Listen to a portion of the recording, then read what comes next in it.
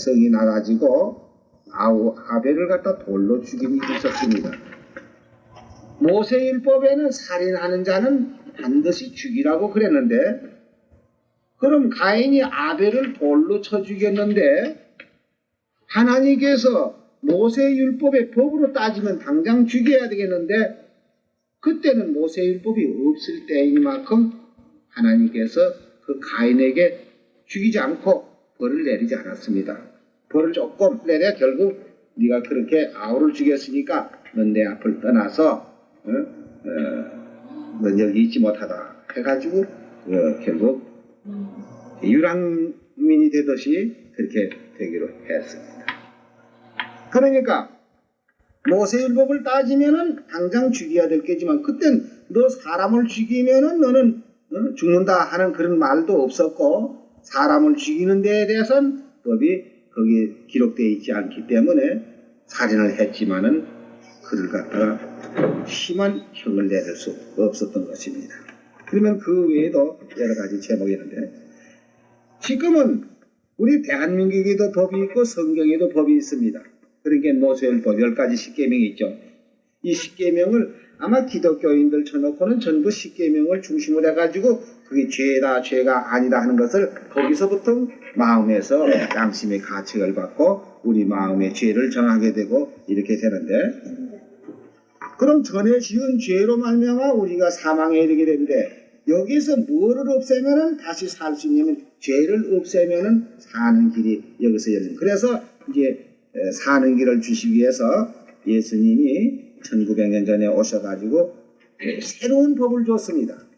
그럼 새로운 법을 어떻게 줬냐면, 옛날에 10가지 계명을 그대로 두면은 침례를 받아도 또 한 가지죠.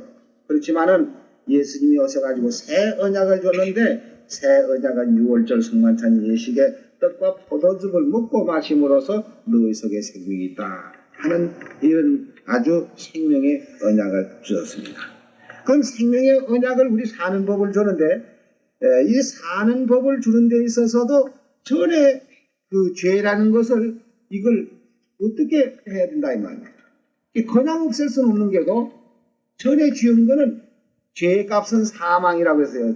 죄값은 사망이라는 건 6장 23절에 보면 죄의 삭은 사망이요 하나님의 은사는 그리스도 예수 우리 주 안에 있는 영생이니라.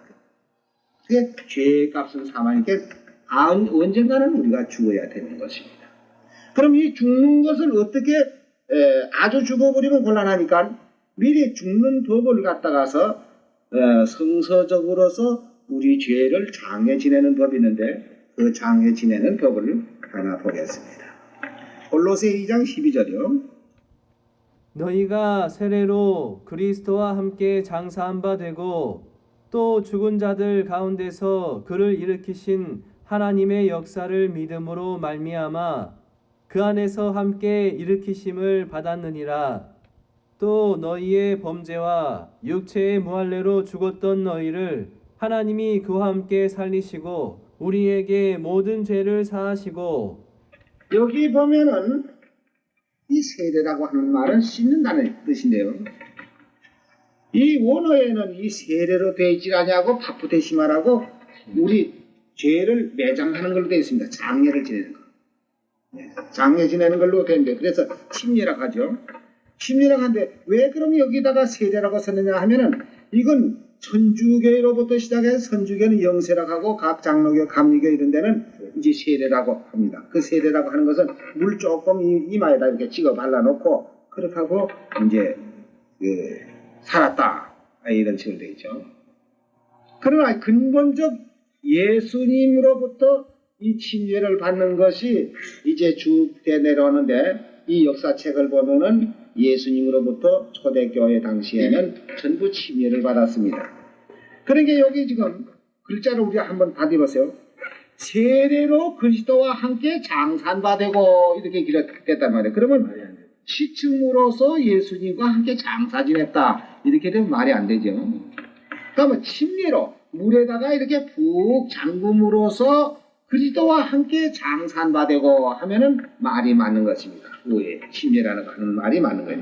그러니까 세례가 아니고 침례인데 침례는 곧 뭘 하는 거라고요? 장사 지내는 바. 장례, 매장을 한단 말이에요. 우리 죄를 완전히 매장을 해버려요. 그럼 매장을 하게 되면 어떻게 되느냐? 죄의 값은 사망이니까 우리가 죽어야 되니까 언제 죽어도 죽으니까 지금 의식적으로서 죽음을 미리 그만 장례식을 하는 것입니다. 장례한 바 되고 또 죽은 자들 가운데에서 예수님이 십자가에 돌아가셔서 무덤에 장례 지냈죠. 장례 지낸 후 3일 만에 부활하셨어요. 그 말씀과 같이 또 죽은 자들 가운데에서 그를 일으키신, 그를이라는 건 뭐냐면 예수님을 일으키신, 부활시키신 하나님의 역사를 믿음으로 말미암아 그 안에서 함께 일으키심을 받느니라. 누가 일으키심을 받지요? 침례 받는 사람이 이제 죽어서 장례를 지냈는데 죽고 난 후에 예수님을 살리신 것과 같이 그 사람도 새로 일으키심을 받는다 이겁니다. 이렇게 의식으로 우리 죽음을 먼저 맛보고 장례를 지내지 않으면은 죄값으로는 언젠간 죽어야 돼요. 그러니까 이 죽음을 갖다가 미리 그만 예방을 해버리는 것입니다. 옛날에 호일자병이라고 한다든지 무슨 이런 병마가 올 때에는 미리 예방하듯이 우리 죽음을 미리 예방을 해서 죽어서 죄를 그만 없애버려요. 그래서 죽은 사람은 죄 때문에 죽었고 다시 일으키는 거는 누구 때문에 일으키죠? 네, 예수님을 죽은 가운데에서 일으키신 하나님의 역사를 내가 믿기 때문에 나도 이제 죽어서 장례 지냈고 예수님을 살리신 것과 같이 나도 새로 일으키심을 받는다. 그와 같이 우리 죄를 지금 침례를 받음으로써 이제 그 과거의 죄는 완전히 정리되는데 그 죄 때문에 내가 사망이 왔고 이런데 이제 죄를 없이 해줬는데 침례를 받음으로써 죄는 없어졌지만 깨끗한 몸이 또 이 세상에 사니까 자연히 우리 이목이 있고 뭘 보는 것이다. 세상에 이 눈이 이거 있다고 해서 이 보는 거 자꾸 함부로 봐도 이거 안 되는 거예요. 이 눈 잘못 보면 그만 큰 범죄를 하는 수가 있고 또 이 귀가 있다고 해서 이 귀가 자꾸 들으면 좋은 줄 알아도 이게 좋은 말 들어야지 나쁜 말 들어보면 이 귀가 범죄를 또 해요. 그러니까 세상에 모든 불의한 것이 죄라고 했습니다. 그럼 또 죄 지면은 또 죽는 거 아닙니까? 그럼 매일 하루 한 번씩 침례를 받다가 시대해야 안 되겠느냐 이렇게 생각하는데 그럼 우리는 어떤 것이냐? 죄를 없이 했으면 죄를 짓지 않도록 만들어줘야 된다. 좀 이렇게 예를 들어 말씀드리자면은 요새는 과학이 발달됐고 이러기 때문에 바다의 어장들 저 바다에 가서 고기를 그저 많이 잡아가지고도 지금 그거 다 처리합니다. 근데 옛날에는 저 묵호지방에서 수림이 이런 고기를 잡든지 너무 많이 잡혀도 큰 걱정이라고. 왜 걱정이냐면 처리를 못해서. 그게 금방 어떻게 다 팔리면 당해지만은 죽은 고기 그저 하루 이틀만 주면 냄새 나고 썩고 이러니까 그 냄새는 썩어지면 그만 바다에다 퍼내밀고 이러는 일들을 하고 있죠.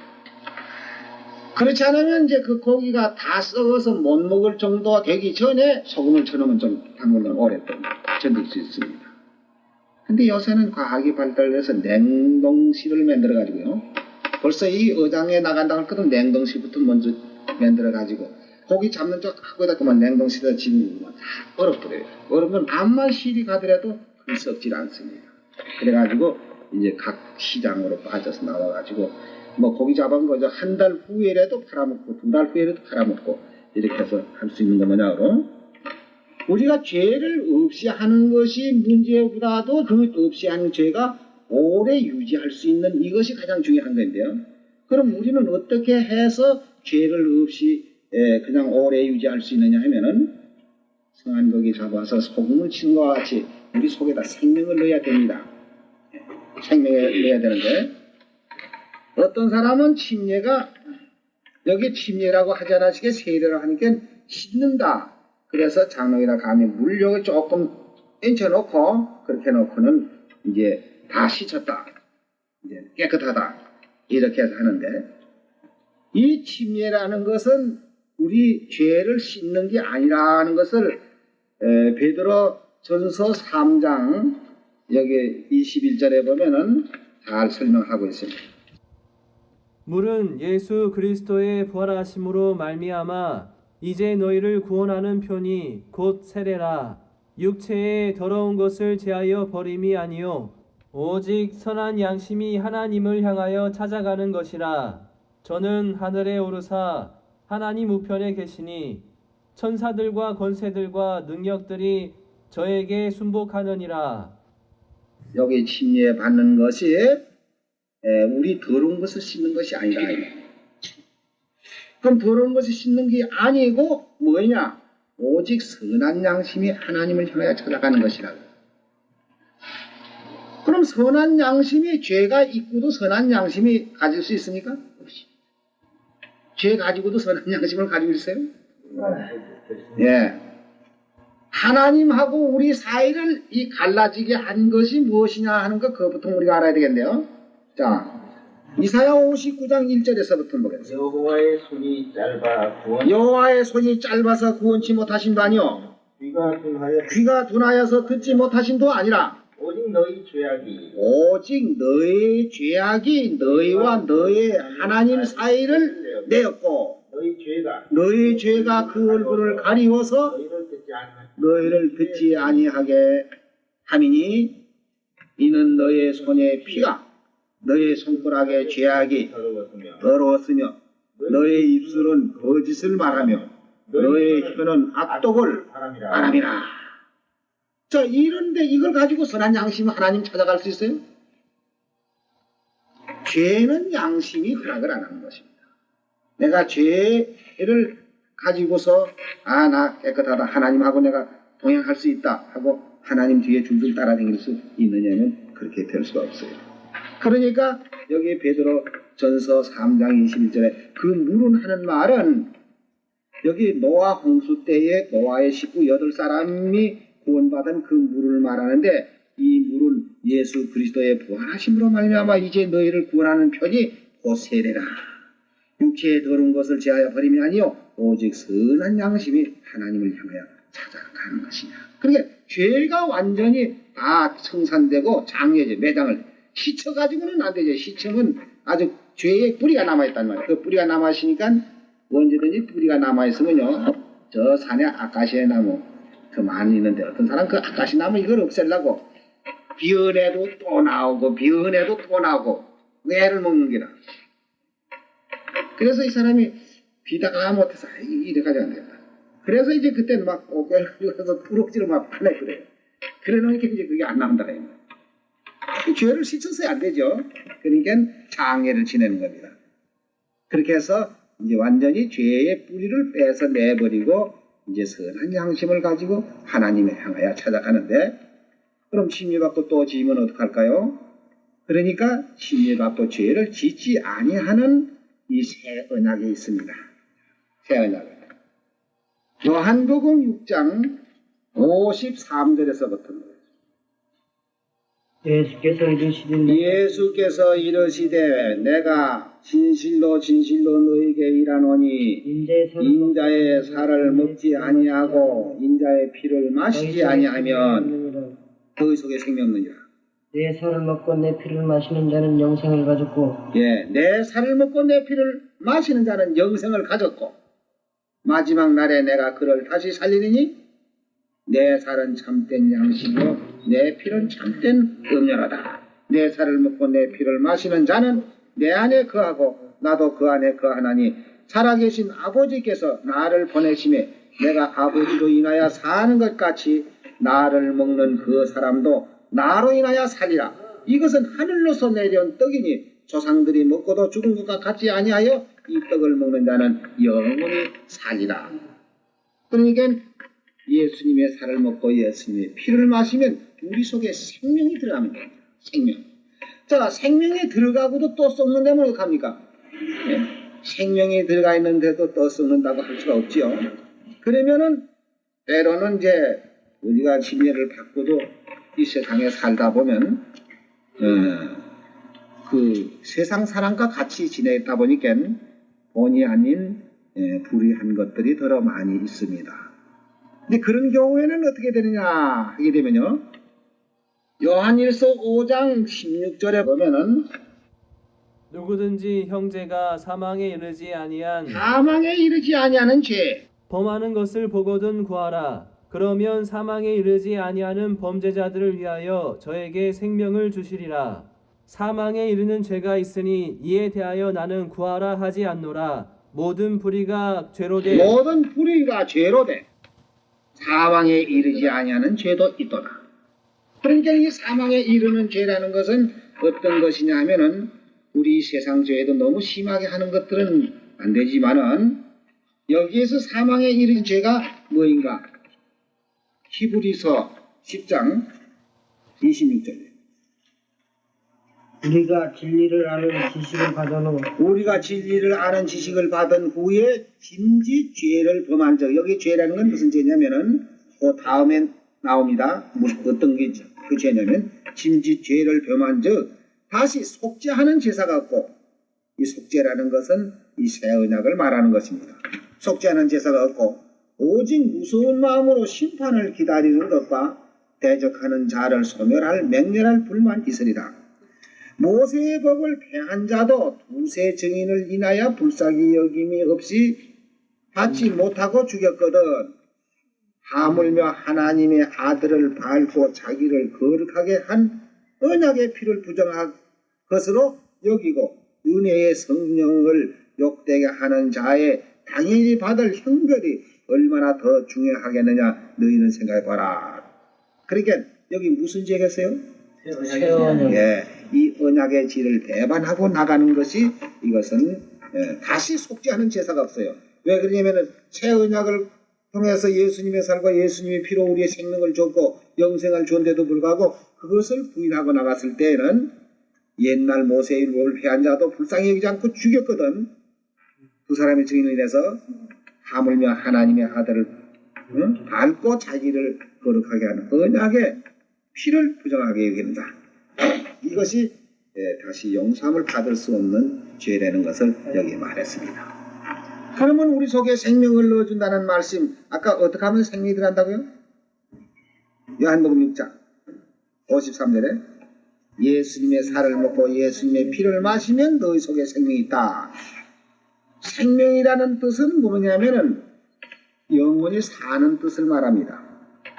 생명이 없으면 죽은 사람이고 생명이 있으면 산 사람입니다. 그러니까 생명이 있는 사람에게는 죽음이 있질 않지요. 그냥 영생이 항상 살아가지고 있기 때문에요.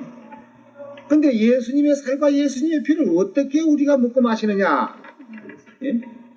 그것이 누가복음 22장에서 우리가 볼 수 있습니다. 누가복음 22장 7절입니다. 유월절 양을 잡을 무교절 일이 이른지라 예수께서 베드로와 요한을 보내시며 가라사대 가서 우리를 위하여 유월절을 예비하여 우리로 먹게 하라. 여기 보면 유월절 양을 잡을 무교절이 이른지라 예수께서 베드로와 요한을 보내시며 가라사대 가서 우리를 위하여 유월절 예비하라 그랬는데 모든 교회 가운데는 유월절이라는 걸 듣지도 못하고 보지도 못했기 때문에 이 유월절 얘기만 하면 이건 모세율법으로만 생각합니다. 모세율법에 양 잡고 소 잡고 유월절 지킨 그걸로만 착각을 한다 이 말이에요. 근데 예수님이 유월절을 예배하라고 베드로와 요한을 보내서 가서 유월절을 예배해서 우리도 먹게 하라 한 이 유월절은 옛날 모세율법에 양을 잡고 양의 피를 문설주에 바르거나 백성에 뿌리는 그런 유월절이 아니고 멜기덱의 반차라고 하는 떡과 포도즙을 가지고 우리에게 새 언약을 주신 것입니다. 19절 보세요. 또 떡을 가져 살해하시고 떼어 저희에게 주시며 가라사대 이것은 너희를 위하여 주는 내 몸이라. 내 몸이라. 예수님이 내 살을 먹으면 너희 속에 생명이 있다는 게 이것이 내 몸이라. 너희가 이를 행하여 나를 기념하라 하시고 저녁 먹은 후에 잔도 이와 같이 하여 가라사대 이 잔은 내 피로 세운 새 언약이니 온 너희를 위하여 붓는 것이니라. 이렇게 해서 여기 새 언약이라는 말씀인데 이 새 언약은 예수님이 이 세상에 오시기 전 약 650년 그 이전에 에레미야 선지자가 여기서 예언을 했습니다. 에레미야 31장 31절이요. 나 여호와가 말하노라. 보라, 날이 이르리니 내가 이스라엘 집과 유다 집에 새 언약을 세우리라. 나 여호와가 말하노라. 이 언약은 내가 그들의 열조의 손을 잡고 애굽 땅에서 인도하여 내던 날에 세운 것과 같지 아니할 것은 내가 그들의 남편이 되었어도 그들이 내 언약을 파하였음이니라. 나 여호와가 말하노라. 그러나 그날 후에 내가 이스라엘 집에 세울 언약은 이러하니 곧 내가 나의 법을 그들의 속에 두며 그 마음에 기록하여 나는 그들의 하나님이 되고 그들은 내 백성이 될 것이라. 650년 전 그 즈음에 에레미야 선지자가 이제 장차 이 앞으로 600년 후에면 메시아가 세상에 오셔가지고 이제 새 언약을 세워 주실 것이다 하고 미리 예언한 그대로 모세율법이 아닌 이 새 언약을 세워 주실 것을 예언했습니다. 이 새 언약은 우리로 하여금 무조건 사는 법을 줬어요. 생명의 법을 줬단 말입니다. 사는 법. 그러면 히브리 8장 6절에 보면 어떻게 연결이 되어 있는가 한번 가서 보겠습니다. 그러나 이제 그가 더 아름다운 직분을 얻으셨으니 예, 그가라고 하는 말은 누구죠? 예수님이 더 아름다운 직분을 얻으셨으니 이는 더 좋은 언약으로 세우신 더 좋은 언약의 중보시라. 누가 중보시에요? 예수님이 새 언약의 중보시라. 저 첫 언약이 무흠하였다면 흠이 없었더라면 둘째 것을 요구할 일이 없었으려니와 저희를 흠으로 하여 일러서되 주께서 가라사대 볼지어다 날이 이르리니 내가 이스라엘 집과 유다 집에 새 언약을 세우다. 여기 주께서 가라사대 하는 말은 에레미야 31장 31절에 기록되어 있는 말씀을 이쪽에다가 반복해서 지금 그 예언과 맞춰서 사도 바울이 진리를 증거하고 있는 그 말씀입니다. 13절에 보면 새 언약이라 말씀하셨음에 첫 것은 낡아지게 하신 것이 낡아지고 쇠하는 것은 없어져 가는 것이라. 그러니까 옛 언약으로서는 우리 죄를 정하여 줄 따름이요 그 죄에서 결국 죽을 수밖에 없는 우리를 이 새 언약으로서 생명을 얻고 영생을 얻는 이런 진리를 주었습니다. 고린도후서 3장을 보겠습니다. 새 언약이 어떤 것인가 여기 나오죠. 또 6절입니다. 저가 또 우리로 새 언약의 일꾼 되기에 만족해 하셨으니 의문으로 하지 아니하고 오직 영으로 함이니 의문은 죽이는 것이요 영은 살리는 것이라. 여기 지금 잘 보세요. 저가 또 우리로 하여금 저가는 누구냐면 예수님이 또 우리로 새 언약의 일꾼 되기에 만족해 하셨으니 의문으로 하지 아니하고 오직 영으로 하면 의문은 뭐죠? 의문은 구약 모세율법을 말하는 의문으로 하지 아니하고 오직 영으로 영은 새 언약을 말하는 겁니다. 영으로 함이니 의문은 죽이는 것이요 영은 살리는 것이라. 의문은 왜 죽이는 겁니까? 예? 정하는 거. 예. 율법 아까 로마서 7장에 거기 그런 말씀 있죠. 율법에 탐내지 말라 하지 않았더라면 내가 탐심을 몰랐겠는데 탐내지 말라 한 기록이 있었기 때문에 그것을 범으로 나는 죄가 스스로 죄에 있는 것을 드러내고 있습니다. 그러면 그 의문은 그 십계명은 우리로 하여금 죽게 하는 것이요. 왜냐하면 죄를 정하기 때문에. 그러나 죽게 된 거기에서 영은 살리는 것이다. 그 죄에서 죽을 수밖에 없는 인물이 거기서 구속해내신 그 영에 세운 것으로 중요하게 되는 것입니다. 그래서 돌에 서서 새긴 죽게 하는 의문의 직분도 영광에 있어 이스라엘 자손들이 모세의 얼굴에 없어질 영광을 인하여 그 얼굴을 주목하지 못하였거든 하물며 영의 직분이 더욱 영광에 있지 아니하겠느냐. 네, 정죄의 직분이 영광에 있었은즉 의의 직분은 영광이 더욱 넘치리라. 그러니까 우리가 지금 새 언약이 일꾼이 됐고 하나님의 백성이 되어 있습니다. 새 언약으로서 우리는 살리심을 받고 영생에 들어가는 이렇게 약속이 되어 있습니다. 그러니까 이제 침례 받으면은 일단 우리 과거에 지은 죄는 없어지고 이제 6월절 성만찬 예시 떡과 포도즙을 먹고 마심으로써 우리 속에 생명이 있게 되는 것입니다. 그러므로 우리는 이제 옛 의문에 속해 있는 사람이 아니고 새 언약, 새 율법에 속해 있는 사람이 되죠. 이렇게 해서 우리는 영생에 들어가게 되는데 우리 침례를 받고 진리 안에서만 떨어지지 않고 우리가 어떠한 시험이 있더라도 진리 안에서만 떨어지지 않으면은 우리에게 주신 영생은 계속돼서 나가다가 영원한 하늘나라에 들어가게 되는 것입니다. 이 침례에 대해서는 여러 가지가 있지만은 우선 내 죄를 없이하는 것과 또 생명을 받는 것과 이렇게 해서 옛 언약에서 벗어나서 새 언약으로 새 정부 밑에서 새 언약에서 우리가 살고 있는 하나님의 권속이 되는 것입니다. 오늘 이것으로서 침례식에 대해서는 마치겠습니다.